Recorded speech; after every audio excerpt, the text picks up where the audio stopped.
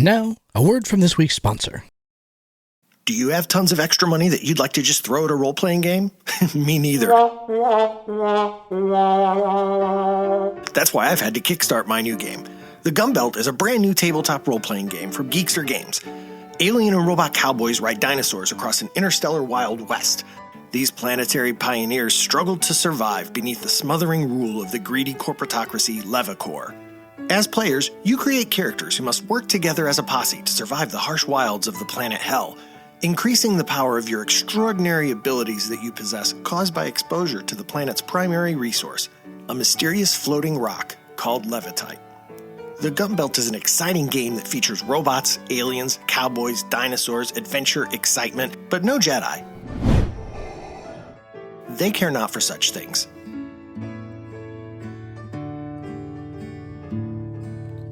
Travel the weary highway, looking for a place to rest my bones, but it's empty out in this wilderness. So with the dinosaurs I'll roam. Back us today on Kickstarter. Welcome, everybody, to Tabletop Journeys. Very excited to be coming to you once again this week with another great interview on a Kickstarter campaign that is this is going to be a special one tonight. So really looking forward to diving into this one. But before we introduce tonight's guest, Mr. Myers, Mr. Miller, good evening. How are things in your respective corners of the world today? Things are going well today. I've been busy, working real hard, trying to get stuff done. The 9-to-5 job was crazy, life stuff afterwards, but getting through it, and really excited to be talking with creative minds about creative things and the fun we're going to have with those creative things. Yeah. I have to admit, I am still firmly in the afterglow of our Kickstarter. So these Kickstarter interviews are always awesome. I love talking to creative minds. And man, having just come out of ours and now being able to dive into the writing and kind of the aftermath of the Kickstarter campaign, I'm really very much looking forward to that. How about you, Glenn? Absolutely. How are things over for you? Yeah. Doing great. I got to start my day with a hike. Trish and I make sure we get in at least one a week on the nicest day. We like two if we can manage it, but at least once a week. And then we made dinner the rest of the day, and then I got to spend the evening going through the Gunbelt, which will be a topic that we'll be discussing here in a little while after we introduce our guest. It's been some great reading material for the evening, so I've definitely had a pretty fantastic day. Excellent. Glad to hear it. Yeah, this is going to be an interesting one to discuss. We'll get into that when we introduce tonight's guest. And right. We got to at least introduce him before we start talking about his stuff. My bad. Before we start talking about it. Without further ado, let's introduce Ryan Faracelli with us tonight, who is the principal author of The Gunbelt, currently on Kickstarter. So, Ryan, welcome to Tabletop Journeys. Thank you very much. It's great to be here. Congratulations on your Kickstarter. It is a tough journey, but it's great when you can fulfill and then have to fulfill it. Exactly.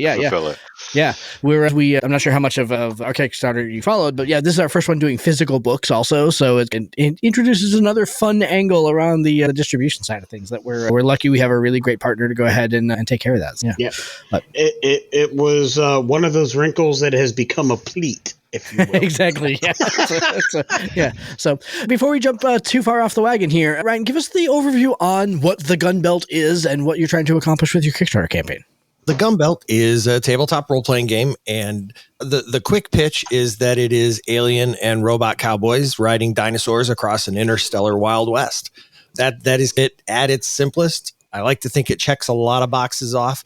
There's something there for everyone. I've often said that I don't think my problem is convincing people to like my game. It's getting them to hear about it. And that's like the better of the two problems to have. Yeah. No doubt. Yeah. The game takes place on a planet that they call Hell. The company government, it's a corporatocracy. So there is a company called Lewanika. They are the rulers of the planet. It is like the old coal mining towns in the 1900s in the Appalachia area here in the United States, where you work in the coal mine and then you spend the coal mine company's money in the coal mine company's store, and you pay coal mine company rent on your house and coal mine company taxes on all of those things. And it's like that. And they do that with this company called Lewanika. and they are mining a mysterious mineral called levitite that floats. And this floating mineral is used to basically power robots, and also to make everything like stagecoaches and wagons, and everything that would have wheels doesn't have wheels. We are a world without wheels. I have to say, we tried not to reinvent the wheel with this game because we got rid of them entirely. So there's what's great about that sandbox is, and I'm obviously simplifying it quite a bit, but the great thing about those premises is that the game can be as simple as my 14-year-old daughter wants to ride out with her posse and capture a dinosaur. And that's the adventure. And she is happy and has fun, and it's great. Whereas I could play with a bunch of adult friends, and the adventure is more about like the evil ruling of this corporation oppressing everybody and trying to make everybody give them all of their money and having to fight for survival as pioneers in the Wild West. It can be as heavy or as light as you'd like it to be. Cool. I read that right in there. You put it right in the book that it can be played. It can be soft enough to play with kids. Fantastic. Yeah. Now, John Wick would tell you that I didn't tell you what my game was about. He would say, you just... We'll get into what the game about here. This is why we write down questions, because I'd certainly have a lot of questions, particularly about that kind of the themes that are in the book and kind of the flexibility of how you juggled all that. Yeah, right. And you really hit on with your answer something that I'll dig into a little bit more. And as far as the company store element of the game, desperately made me want to go into you load 16 ton and what do you get? And I'll save the rest of that song for later, maybe a CatUpCon. But definitely, theme song today. My soul to the company store. All right, John, before we get too far down there, let's pick up our fan roll dice and roll initiatives. Again, and on theme, we're going to roll 2 d6s for initiative tonight. Gentlemen, have at it. Let's see. What do I got? That is a 6 for me. I'm rocking a whopping 2. 7. All right, Mr. Myers, you get the first question then. Have at it. I don't know, but we all still failed because 12 is the number that you need for success. But in the actual game mechanic, you roll 2d6 and then you add your stat and your skill, your attribute and your skill that your tail spinner, that's what they're called, tail spinner calls for. So you have a much higher number. Since the three of us as podcasters don't actually have any skills, exactly right. Rolling a straight 2d6. Speak for yourself. I've got that singing skill. I just proved it. Did you know? I mean, right. I hit that note quite well. Thank you. You proved it. I hit that note quite well. So once you add your singing skill, you went from a 2 to a 1, right? Is that?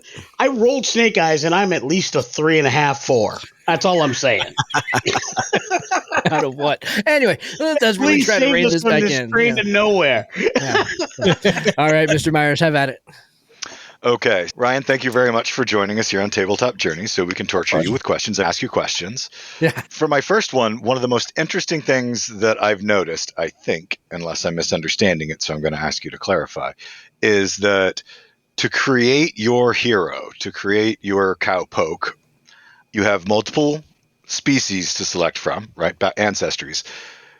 But you don't have a class list. Instead, it looks as though the class system and where your skills come from. You have 3 pieces. You have your point of origin, your destination, and then you have baggage, which is like your flaw. So it's very kit. What you build is based on the things that you choose, which I thought was fascinating. So my question is, could you talk to us about the character, I'm going to say class with air quotes that nobody can see because this is radio, development and how you build your character aside from just choosing your ancestry, and how those 3 things relate to help you create a unique Western character? Absolutely. One of the great things about a Wild West setting is that we always think that a Western's about cowboy hats and 6 shooters, but the truth is Westerns are really about the feeling of bearing the world on your shoulders and having the ability to change the world or fix the world. The other sort of grinding element of Westerns, I think, comes from this idea that the world is about to move on, right? The cowboy or the cowpoke, we like to call them cowpokes because cowboys and cowgirls limits us with one of our species, particularly cowpokes in movies. They're often fighting the technology that is about to make their world obsolete.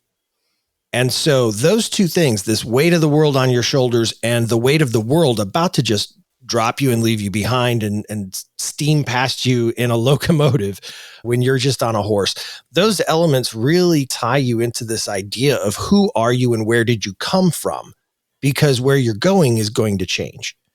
And so we came up with this idea of using a life package system. If you remember Last Unicorn Games, Star Trek, we are very familiar with that one. Yes. Quite a few years ago, but they used a life package system, and it was a horrible mess, but it was a brilliant idea. The math was insane and never really actually quite made sense or work. But the idea was fascinating. Yeah, Josh has it on his shelf. He pulls it out. Mine's back there.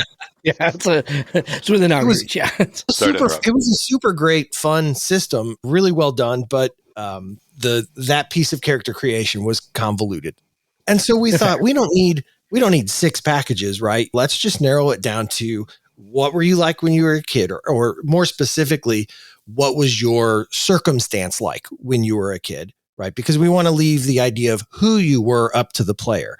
But what was your circumstances like when you were a child? That's your point of origin. And then the second package is your destination, which is what you do today. Again, not who you are, but what you do. And so we have a collection of, it's about a dozen different things, and they include things like officer of the law. That could be a security person or a sheriff, or it could be a Lewanika federal agent. They're all of the destinations. A revenuer. Right. All of those destinations that you can choose from are have a pretty wide gamut of the archetypes from Westerns that would apply to them. And then the last piece is the baggage, because again, one of the profound elements of Westerns is that every cowpoke, every hero in a Western is carrying some sort of piece of baggage from their dead wife or their partner that was killed, or there's always something that is a monkey on their back, as they say, that just drags them down. And we wanted to include that element as well. So that's how they all come together to help you make a cowpoke that feels Westerny without us telling you who to make. I love it. I very much like that character kit system, so that you don't have to label yourself. You don't have to be a gunslinger or a deputy or a barmaid or any of the things that you find in some of the other Western games out there. You can be whatever you decide to call yourself. And the fact that those inform your skills and what you can do I love it. Yeah. And we made sure that there was a bundle of free points to spend at the end of character creation, then also, so that you can then really personalize it on top of what those packages give you. We've been doing a lot of game stuff lately with like life path type systems. And so that's been something that we've all found, I think, really attractive, and things that we've been talking about, not only in our content creation side, but also in our playing side too. Yeah, cool. As a matter of fact, I've been doing life path systems since the early 90s with Mechton. I played one game of that, and the best part about that game was not the mech combat. I thought that was a hot mess at times, but it was very fun. I had a blast. Like the 2 or 3 sessions I actually played the game were amazing. But the one thing that I fell in love with was their life path system. And for years, I used that for every character I ever made to create my backstories. And I would literally, if I went to play D&D, I would bring my Mechton book. If I went to play Rifts, I would bring my Mechton book. And Rifts has its own life path system. I just think Mechton did it better. And the element that I liked about that life path system was it specifically had things that would benefit or detract from the end character sheet. The life path in Rifts is just there. It's just fluff. Whereas the Mechton it's just to help you make your story. If you got a boon, that boon shows up on your character sheet. If you had a mentor, you got an extra skill or whatever, and then you had to fill in the story for it. And so I would typically use that, work with my GM. Glen has been the recipient of many characters built that way with the Mechton system. Indeed. Photocopied that section out of your Mechton books because I didn't have it, just so that I could have it. 3rd edition D&D did a similar thing. They had in their Heroes and Allies book, or one of their splat there was books an that they had system that did it, that they had specifically, and it was, I will go on record as saying it was a dead ripoff of the Mechton system, with the exception of it didn't give you actual pluses and minuses to your character sheet, but Well, it had all the same beats. The truth is that every single mechanic for every single game has already been done. It's like music. Every note's been played, right? We're just all taking the parts that we like from every system and we're putting them together. Like every single mechanic we talk about, I could tell you where it came from, and it's not a direct rip-off, so to speak, right? Our point of origin and destinations do not look like the Lug Trek Life Packages system, but the thematic sort of feeling of those systems and where they came from. That's definitely where that influence came from. Something we discovered, here's a little behind the scenes insight. From a game design standpoint, one of the problems with a Western is that every single fight ends up being roll shooting. Right. Roll shooting. Roll shooting. Roll, right? Because Westerns end in shootouts. And that's boring, right? And so the two things that we did to kind of combat that is one is we made it so that guns were very deadly, right? You're not going to get shot. 3 shots incapacitates you. 3 bullets incapacitates you, which is somewhat realistic and also pretty. From a role-playing game standpoint, I've played role-playing games where you could get shot a dozen times and still have health levels left. Both the bad guys and the good guys can die very quickly in a shootout. And so that encourages you to think, how do I want to approach this in the smart way? The other thing that we did to combat that is that we made sure that everyone had to think about who and what their character was as part of the character creation standpoint, so that there was more weight to every story when you entered those combats. That way it wasn't just roll shooting for nothing. Yeah. I have to admit that when I very first saw the concept, so again, I first saw you and a friend of the show, Josh Heath, posted about the gun belt, and I started us on this miraculous journey to go ahead and get connected and start working together. And the very concept of the aliens and cowboys riding dinosaurs, it had me hooked from that 6-word introduction. Like it's the best 2-second elevator pitch I think I've ever read. It's amazing. Like cowboys and aliens riding dinosaurs. So I've got to know, where the heck did that come from? Like, how did you decide to go ahead and tell your particular cowboy story with aliens and dinosaurs? So my friend Ashley Rayburn, who is the co-creator of the book, he and I created the mechanics together and the world together, and then I've led the writing of it. That's not where his area of strength is. But Ashley and I wanted to create a game. First of all, that was something that we could play with our kids and have a goofy fun session with, and also that we could play with our adult friends and do something that was heavy and dark and the kind of weighty subject matters that we enjoy as adults to role play. There aren't a lot of genres that can lend itself to that easily. But one of the things that jumped out at us was the fact that Jurassic Park's one of those movies that really straddles that line great. It's always got one foot in the this is really scary. Holy cow, that thing just ate that guy. But then its other foot is in goofy, sexy Jeff Goldblum with his shirt off. And you're like, what? It's Jeff Goldblum. It's the Fly. Sure, the dinosaur just ate that guy, but it was a lawyer on a toilet, so that makes it fun. He was on a toilet. Yeah.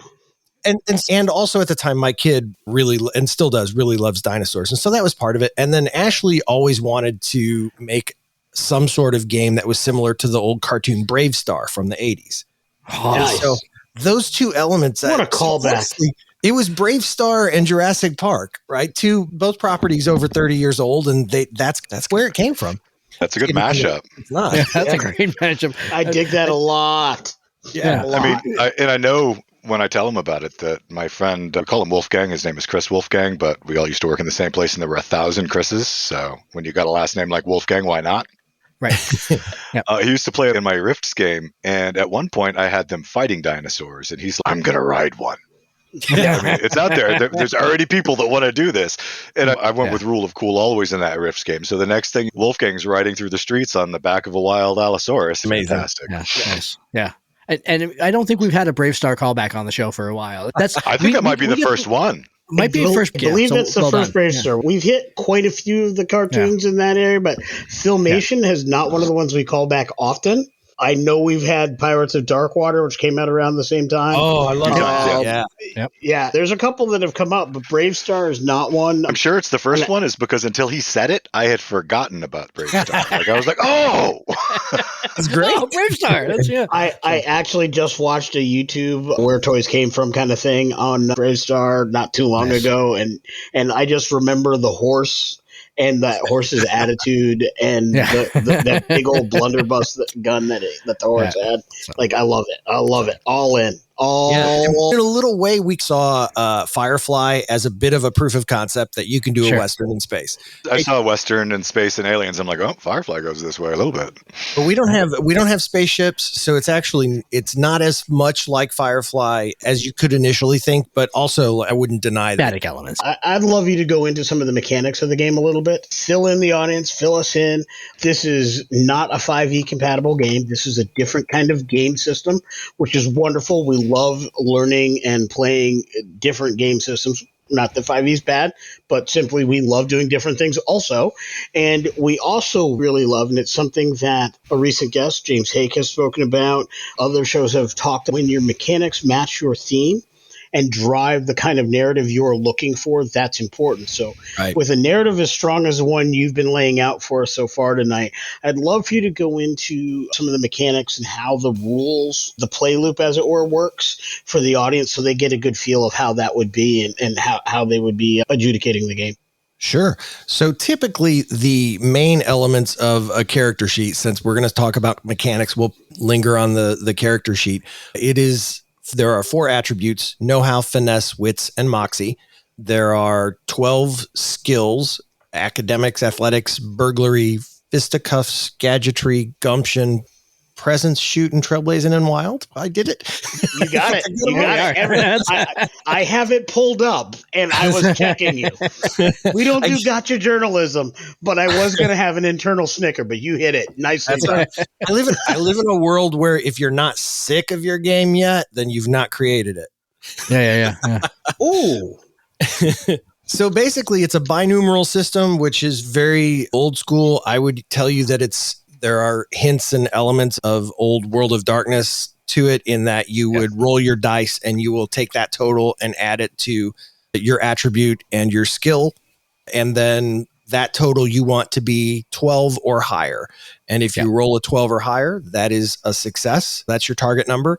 And if you are able to get 17 or higher, that is a bullseye success, which gives you a little bit of narrative bonus and will return to you a bullet point, which I'll mention in just a moment. Connected to that, each skill has 5 stars. You can have, that's 5 levels in it. The attributes are 4 stars. So at most you would be adding 9 to those 2d6. Yep. The skills at the 3rd level, you get a burden, and I'll explain a burden in just a second. At the 4th level, you get a reputation, and at the 5th star, you get a 2nd burden, and each skill has 3 burdens. So you'll have some character variation in that. You can only get 2 of the 3 burdens. So not everybody who has 5 stars in the same skills will have the same burdens.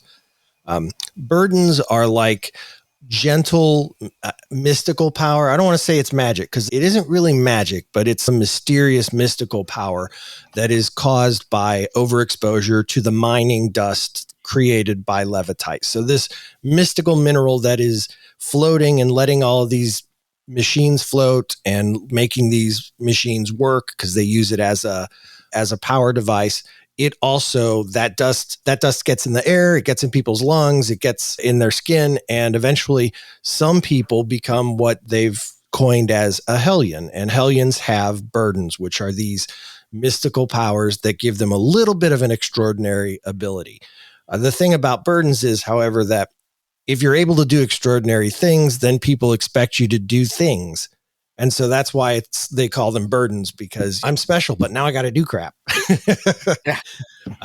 And we talked about at the beginning, I mentioned that John Wick would have said, you haven't told me what your game is about. And so this is where it comes in, because what your game is actually about should be represented by a mechanic, right? To talk about World of Darkness, in Vampire, the mechanic is humanity, because that game is supposed to be about holding on to your humanity. Now, that mechanic was a failure. We won't get into that, but it never worked like it was supposed to. Never worked like it was The supposed to. design choice was there. The intention was there. It just never worked. But in this game, the theme is this idea that in an environment of oppression, the people are stronger together. And so our theme for that, our mechanic that embodies that theme, are bullet points. And essentially, you have to spend a bullet point to power your burden. Okay. But every player does not have their own pool of bullet points.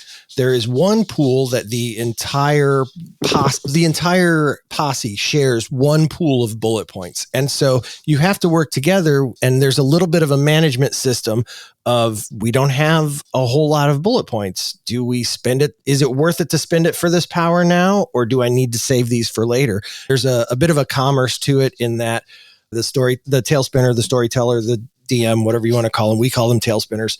The tail spinner will award these bullet points back. And so there is some exchange. There is a commerce system. So the theme of the game is represented by this sharing of bullet points. The posse is stronger when they work together. And so that's kind of, I think, for the most part, that is the bulk of the mechanics. There are some other little things, like at the 4th level of a skill, you get a reputation, and that's just more of a role play element. If you are, for example, someone... I loved them, though, when I read them. Thank you. Shooting is the easy one. If you're shooting, then at 4 stars, you have the reputation of being a gunslinger.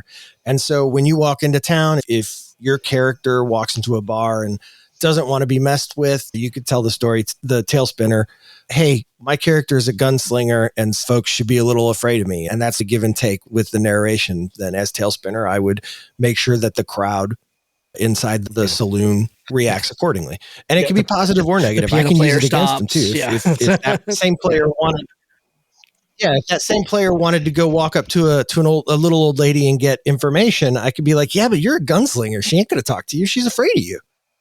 So, yep. I love that information. I think it's a really good overview of the character sheet and how some of these things play together. Between the character generation piece that you spoke about when answering Glen's question and that, I can see how these things work together to create some cool things. And I love the concept of a shared meta currency. The shared meta currency, exactly. I was just saying the same thing. Yeah. We have fallen in love with that system. Yeah, we've been playing with that a lot lately in other games. Yeah, the 2D20 system from Modifius uses that, and to great effect. And there is something really good about that. As game designers, we're always trying to figure out, how do we keep X number of people engaged in the game when it's not their turn? The answer is, have something that they all have a hand in, involved in every turn. So people pay attention more simply because so-and-so is going to use X ability. Hey, guys. How many bullets did he just use? Yeah. Hey, folks, do we all feel good about this, that, and the other thing? They're going to start to pay attention if they realize every time it gets to be their turn, there are none of those power points left. There's none of that left. They're going to start listening more to what's going on, or suggesting better things, or engaging more in the game. So at least they know why these things are happening. So I love the fact that built into the design is a method of engagement. And that is a key point to take note of. And regeneration of your bullet points, too, which is key.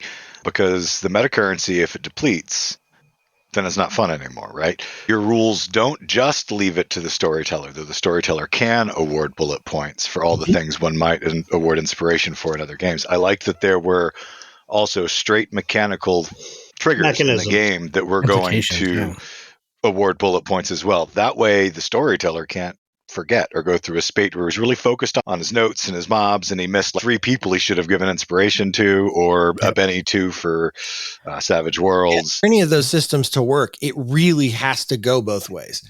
And what one tail spinner thinks is good role play may not be what another tail spinner thinks is good role play. And that can be a challenge because that is a thing I can't quantify. The folks who have the game out in the real world, they're going to have to just decide what for their table is good role play or what isn't. And that's going to be different at every table also.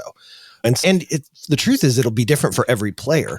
You know, every player has different levels of acting ability, if we want to call it that, or there are somebody who plays a tank that really just wants to shoot and beat stuff up isn't going to fall in love with an NPC. What they think is good role play might be like finding a really fun, interesting way to punch some guy in the face. I keep that balance in case a tail spinner misses something, right? If you roll that 17, that's a bullseye success. So I give you one back. If you're fighting a villain and my villain activates one of their burdens, then the way I spend a bullet point is I give you one.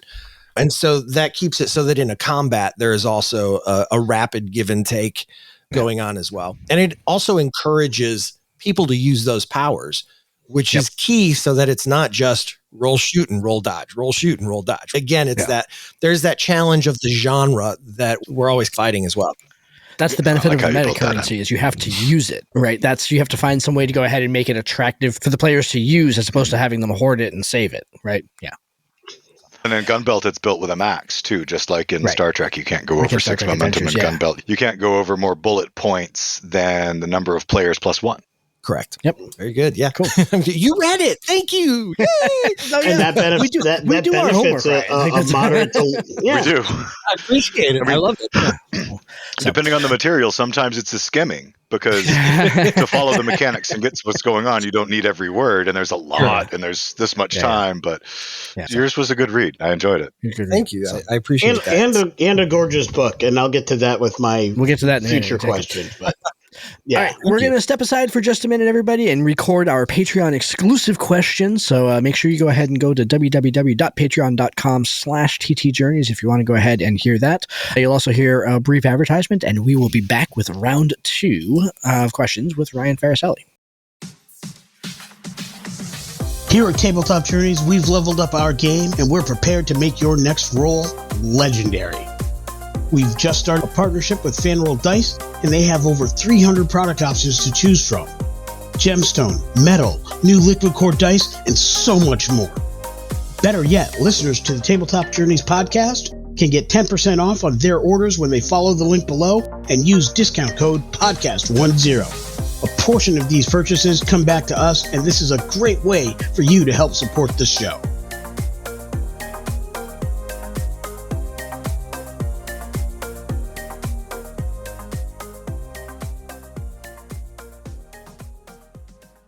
We're back from our Patreon exclusive question with Ryan Faracelli talking about the Gunbelt. Gentlemen, it's time to roll an initiative for round 2 here. Let's break out the fan roll dice and let's see what happens here. I am rolling a 9 on this one. Also got a 6, Josh. So let's roll again. Roll again. Yep. Victory. Of course, now I get the 12. Doesn't matter now, so I'll go second. Unless you get a 12 again. I only got 8. Also. So yes, you will go second. Got the shot down after yours, 10 paces and roll showdown. I didn't even have to spend bullet points. Ryan, here we go with our question, and the shade of this might be a little self-serving. Here at Tabletop Journeys, we're big fans of factions and how they work in different groups. And obviously, this is a world controlled by the corporation, right? The big store. I'm interested in how you apply that kind of there's this group or that group, and this is how they interact with the rest of the world or how they interact with the players. I'm interested in how you approach that in your game or the space and room that you leave for it. Sure. One of the things that, as I mentioned earlier, with the theme being people working together to be stronger, we also wanted folks to be able to connect to NPC groups and all of those groups working together to be stronger. And so we did this, we created associations, and we didn't want them to be one of the early versions of 7th Sea, one of the first editions of 7th Sea, which was a great game, had these associations that you could join. But when you joined them, like, you were really locked into kind of how you had to role play a little bit. And we noticed that with a lot of games, that factions and guilds and things like that, they really locked you into role playing a certain way. And what we wanted to do again was lean into this idea of what you are, not who you are, and leave that. So we created associations, and the only real mechanical tie to the association is that every association has an oath or a credo or a vow. And I'm going to use the one that everybody seems to really understand, because there's one in the real world, is the group for doctors. In real life, doctors have a Hippocratic oath, and that is the same thing. The Weston Institute of Allopathic Medicine, they have an oath that is, I swear by all who witness that I'll carry this oath to do no harm and help the sick and injured and yada, yada, yada. And it's the same. It's very similar to a Hippocratic oath. And so there's not a mechanical thing that says you absolutely have to do that.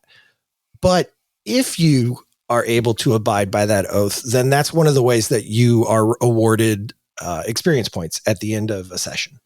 So you have a little bit of motivation to it, but you're not really punished if you don't do it necessarily. It's just an option for you to be able to have a connection to a group of NPCs that you can call on to help you, or that the tail spinner can call on to maybe guide you towards the plot or guide you towards some sort of action or hint or clue or anything like that. Because sometimes as storytellers, we struggle to get players off of red herrings and things like that. So, Oh, yes. yes, No. it's a little bit of a, It's the changelings. yeah, Oh, God. it's a gentle guiding tool that everybody can use, but like also players can call on for help, and it gives them a little bit of guidance to an aspect of their character that they can ignore if situation requires it, but also can be rewarded if they stand up to it, and encourages them to work with others still. Nice. Cool. Yeah, that was right. You may have seen in the comment here that I called Lewanika a snake, and because like I very much had like that question written down. Also, I wanted to go a little bit more like thematic with it. Like I wanted to talk about like how all the themes play together, but that's very much the direction that I wanted to go with that. So that's not the question that I'm going to ask. I'm going to go a different direction instead. Somebody always gets saucy when they get snaked too. Someone always does. It's true. It's normally right around the middle of round 2 that all of a sudden I start running out of questions because other people are. The question that I wanted to ask, and one of the things that kind of came to me as I was reading through the quick start guide, is that there was a sense for me that I got like really strong Eberron vibes from the book, but it was like yes and no. It was like it felt like that kind of like steampunky kind of vibe, but not really in the same way. And then had like the levitating trains, but they were different. And so it was like it seemed like tangentially inspired, but not really. And I guess what I wanted to get from you is what your thoughts were on, is that comparison really apt? Was that really something that you were thinking about, is making a Wild West version of kind of more of a steampunk genre? Or do you think that I'm totally full of crap and I went totally down the wrong path? I will tell you, first of all, that I know nothing about Eberron other than that it is a role-playing game that exists. All right, cool. Yeah. Well, there we go. So yeah. I can't speak to the comparison other than to say that everything has been done in different ways at some point. I can speak to the comparison of steampunk, though. I have actually jokingly referred to this genre as magnet punk, because it gives this idea that in the same way that in steampunk everything is powered by heating water and making that steam turn things, everything in this world is powered by levitite, which is the floating rock. And that rock's floatiness, I don't know, we'll make up words, but the properties that make it float are magnetism. They are magnetic. And it's pressing against the gravity of the planet, and all the magnetic fields are what makes these things float. So we call it magnet punk in that sense. There is no real good way to do robots in the Wild West without a hint of steampunk, or in this case, magnet punk, which I don't think is that dissimilar other than the source of the power. So if you're going to have robots, you have to go that route because you don't have solid state electronics in the Wild West. So I think that a little bit of a comparison to steampunk, I think, is absolutely fair. Yeah. Cool. That makes me feel better. Especially learning that you know nothing about yeah, but see what I'm saying, Glenn? It's like it felt like Eberron, but not really. The only thing that made me think Eberron was the hover trains specifically. Sure. There were a couple of other Eberron vibes, but mostly for me, it took me to places like Firefly, which we mentioned earlier, the Wild West for Will Smith's movie, and that's a steampunk western. It took me a little bit Deadlands with levitite instead of ghost rock, but they function completely differently. Magic versus magnetism. Yeah. And we don't have the Weird West element that Deadlands had either. Yeah. You got dinosaurs instead. I have dinosaurs instead. That's right. Yeah. That's right. Yeah. You know, it's funny that you mentioned you mentioned Deadlands, though. Deadlands did have a very strong impact on this game, a reverse way. One of the things that when we were first exploring what mechanics, as is often the case with role-playing games, the world comes before the mechanics, right? When you are creating a game, that is often most of the time, I would even say that is the order in which it happens. And so you shop around your genre with what will work with this, because the mechanics do have to feel like the genre, right? The great example of when that does not work is Star Wars sagas. When they took the Dungeons and Dragons mechanics and applied it to Star Wars, it was always weird to have a 12th level stormtrooper, right? Like it worked, the mechanics worked, but it didn't feel right. And that's not always something you could put your finger exactly on, but we went through a lot just exploring what we could use. And at one point, Deadlands came up.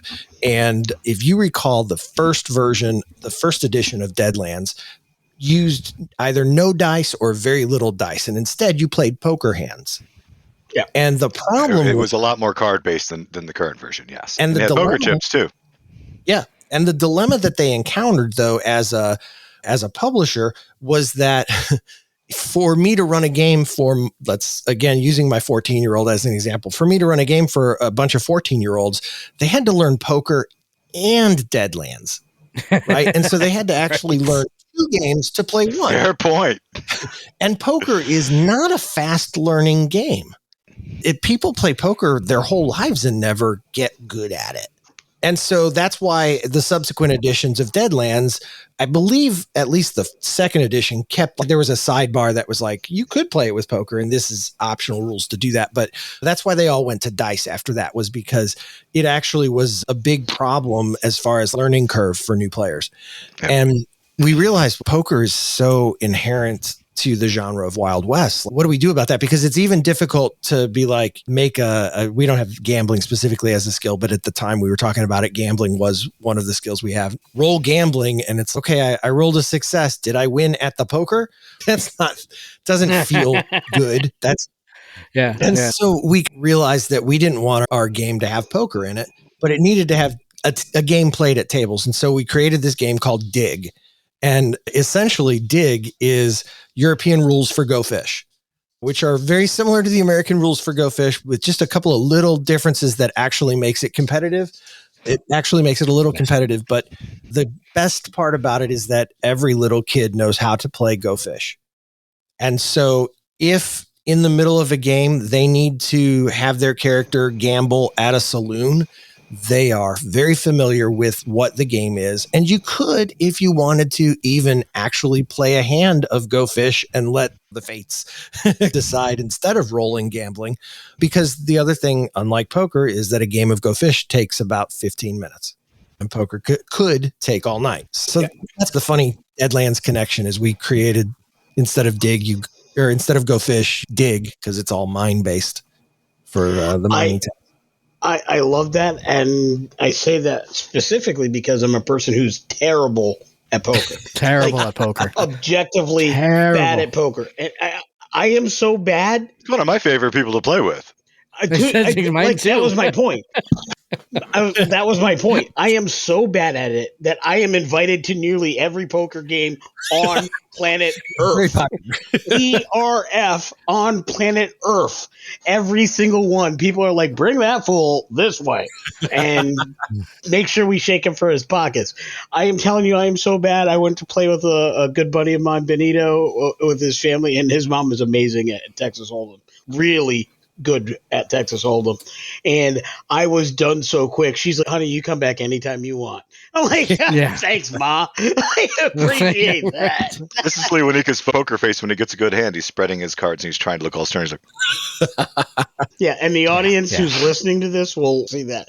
I'll have to take a picture. You won't see the shocked face. We actually created a deck of cards for Dig as well, and we did a Kickstarter of it last year to raise money to get art for the book, so that we had enough art to be able to run the Kickstarter for the book. And here's another gem of creating a game, is that apparently there are people who just collect decks of cards. They have shelves and shelves of decks of cards. So we had people that were like, I don't know what a role-playing game is, but you have a unique deck of cards that I want. And it's bizarre, but it works. I like that. Fair enough. I did notice when I was looking through the Kickstarter that the cards kicked in at some of the tiers as well, that they were going to come with a deck of cards, and that's cool. Nice. I play DCC Weird West with a good friend and his family and several other friends, and they too have, even in that game, it's a DCC game, so it's not a card-based game. The one thing they did is they did have a gun deck, so when you fire your weapon, you are rolling your dice, but the effect is you're drawing the cards. You could draw a dead man's hand or you could draw whatever. So you do have your gun deck for gun effects, but the rest of the game is definitely a typical dice game. Their dice system is a little different as well, but again, and it's to the point you made. It's just like, who wants to learn to play this 4-hour, 5-hour game? And not everybody has those wicked cool sunglasses and the little camera on the bottom of the table. So you got to do all the other things. So yeah. So. All right, Glenn, I think it's up to you for our probably what's going to be our last question of the night. In reading through the material that we have, as I said, it was a good read. I was intrigued. I liked all of what I read, and I liked the way you were blending your mechanics together. It made me want a full version because all I have is your quick start, because obviously you're still funding. But it also left me with lots of questions that aren't in the quick start guides. So I'm going to ramble for a second, but I'll frame it into you have these two planets. You have Easton and Weston, and they're connected by an intergalactic train. Right. And all of the people on Weston, the New West, the Western frontier, they're working for Levacorp because Levacorp is recruiting people from Easton to come here to work over under the premise of, hey, you're going to make your fortune here mining levitite. But it's all a sham. They control everything. And once you're there, it's hard to leave. I thought that was fascinating as well. Levacorp charges you more to leave. Right. Than they do to get you there. But then they keep you in debt your whole life and you work for them. Right. So my question is a couple of parts, because what I'm looking for, because this is really important to me, it's not so much that I like. No, I can't say I require. I almost said I require, but I don't. If it's a special enough game like 10 Candles where everybody's going to die, it's okay if there's no hope. But I like that there needs to be hope for me to really bring a character to life, something to work for, something to work towards. And as I was envisioning the world based on what I had, I'm like, all right, once you're on Weston, dude, you're screwed. And I'm trying to come up with, and I'm working on what they're going to be hopeful for. Some of them leave the corporate town to go out and try to fend for themselves and make their own way. But the environment is fascinatingly terrifying between the sinkholes and the steam geysers, and because the planet's kind of unstable. Right. I'm getting there, I promise. I trust you. If I were getting ready to run this game, if I was trying to craft a story, what forces or organizations are there any at work in the world that are trying to make a difference, that are trying to make it better? Is it just the players? Or back on Easton, is it a civilized world where some investigative reporter might hear how horrible the conditions are and nobody knew, and they break the story and now people aren't coming? What's going on there? What kind of hope is there? What is the glimmering new possibility on the horizon for the Hellions who are trapped in hell? Sure. So I will begin by saying that Westerns are often crippled by this sort of burdening lack of hope, except there is always that shimmer of individualism as a hope, right? This idea, if you remember the old film High Noon, right? In High Noon, the town was pretty much overrun by all of the ruffians, the bad guys gang, and everybody had given up, but one man said, no, I'm going to stop this. I am going to be the one that provides hope. And that is what players embody in this game is as Hellions, because there are also people who do not have these special powers that aren't burdened, that don't have burdens. Part of being a Hellion is this burden, little b, lowercase b, this burden that, like, when people need help and need hope, that is what you and your posse are there to fight for.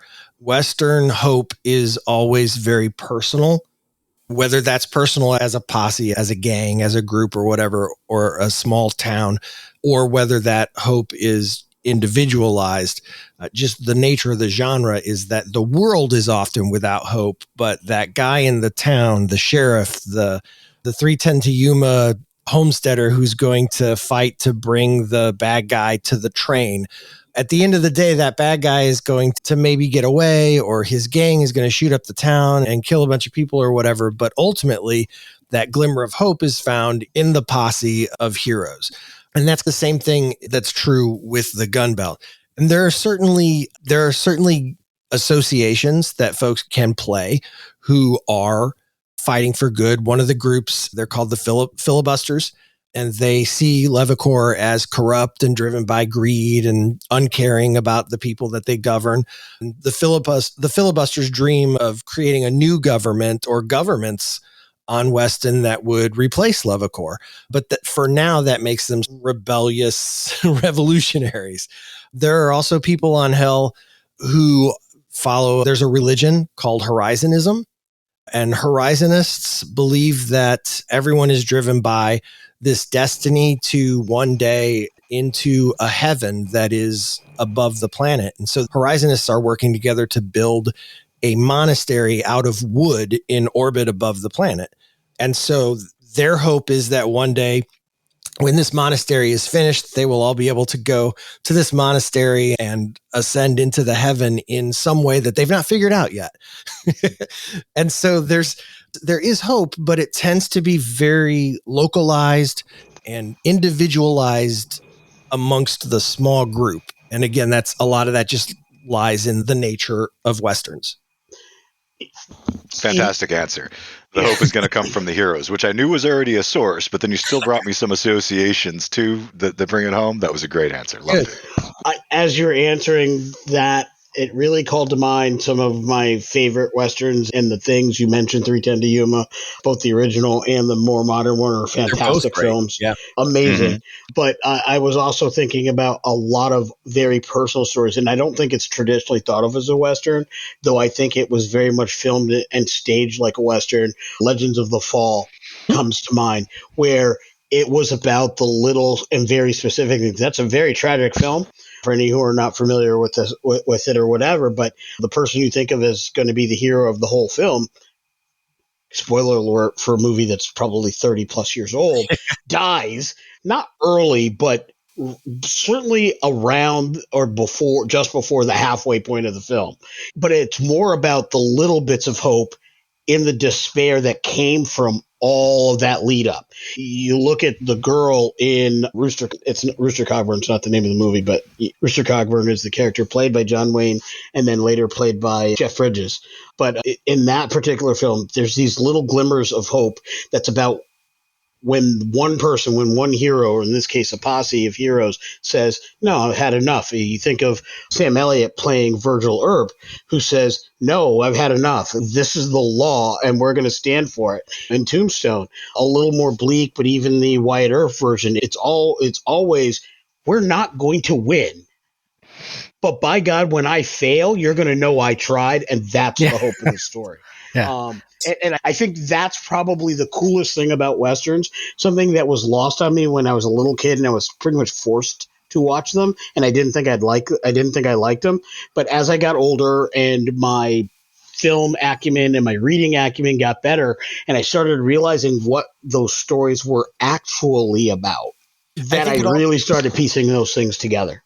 Yeah, I think it all comes back to that thing we talked about near the beginning of the show, where the true villain of Westerns as a genre is progress, right? Yeah. And you can't stop progress. Right. It is an unstoppable force. It's the automobile is coming. Your horse is about to be obsolete. And there's nothing you can do about that but fight. And that is where your hope lies, is in that individual fight to do right. That gives me inspiration, because I'm thinking about AI is definitely coming. The one thing that you can do is you can write that one last story. And that can be the story that people pass around and remember. Or I think about those kinds of moments. Another film that was not necessarily... Okay, John Connor. Yeah, exactly. but another film that was not billed as a Western but has very strong Western themes is Reign of Fire, with Christian Bale and his favorite and Woody Harrelson. You don't win, but you can still stand up and do the right thing. When you were talking about what it brought to mind for you, it immediately popped into my mind what it brought to mind for me while you were speaking, Ryan, and describing the environment. And what it made me think of was the plight of all of the Hellions and the rest of the people living in hell. What it made me think of in terms of the hope and that individual fight, it made me think of Andor and the people of that city where Andor started from, and Marva and her little house and what Marva's funeral turned into, kind of thing. That's what it made me think of. There are a lot of elements of Andor that are very Western. And that's the thing is, I don't believe Westerns are about cowboys. I believe it's about this idea that progress is coming and there's nothing you can stop. When you look at a lot of Taylor Sheridan's films, Hell and High Water, that takes place that is absolutely a Western. Everything about it is a Western, even though it takes place in modern times. I think we're about to start a movie podcast. we used to have a sideshow called Side Quests that we talked about movies, shows, etc. I used to have a movie show called Lights, Camera, Cleveland back long ago. So nice. Little Cleveland, Tennessee. Let me try to bring some order and everything in here, because Ryan, this has been a fabulous time. Like, I feel like we could go ahead and keep going for another couple hours on this. Yeah, it's been fabulous. So much in this little 40 page quick start guide. So much in here to go ahead and pull apart. I really value the time that you've been able to go ahead and spend with us tonight. But before we let you go, how do people find the Gun Belt and how do they engage with you? Sure, we are on Facebook. Right, you can go to facebook.com/thegunbelt. We are in it wild that thegunbelt.com was available. That is crazy. I didn't have so you can go to thegunbelt.com, although that is our website, which was mostly used to collect mailing lists and things for the upcoming Kickstarter. The best stuff is either on Twitter or X, and our username there is @thegunbelt, or you can go to Facebook and find us at the Gunbelt. And of course, you can go to Kickstarter and you can just search for the Gun Belt. And believe it or not, you will not get a bunch of gun results featuring belts that hold guns. You will actually find us, and we are there. Yeah. We'll make sure to go ahead and put the link in the show notes down below also, so that you can go. The Kickstarter campaign runs until Saturday, November 18th. Everybody out there listening, go check out the Gun Belt and get into some cowboy and robot and dinosaur fun. Let's see. So next week on the show, so we actually shuffled some things around here to go ahead and make some space for Ryan. So next week, we're going to be trotting out our episode all about horror RPGs in honor of Halloween. It'll be a couple weeks late, but such is life, where the three of us sat down and go ahead and talk about a bunch of horror RPGs.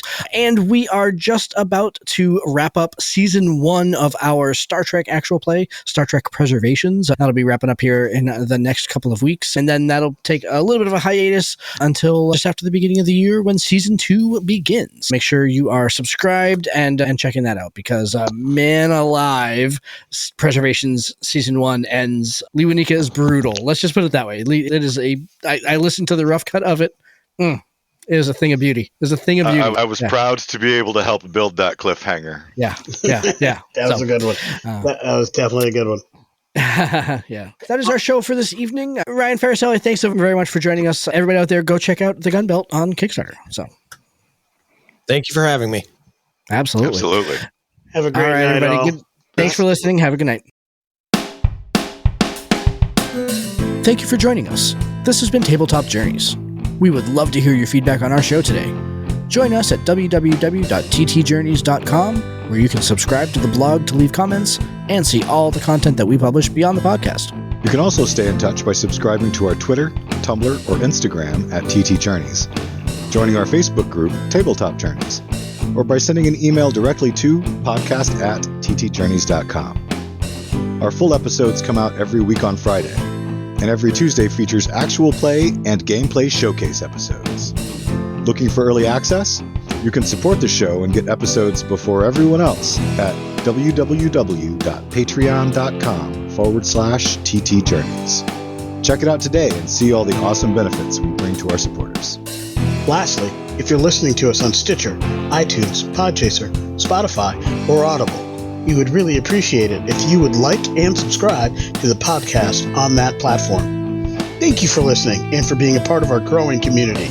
And we bid you fair tides, friends, for legends await.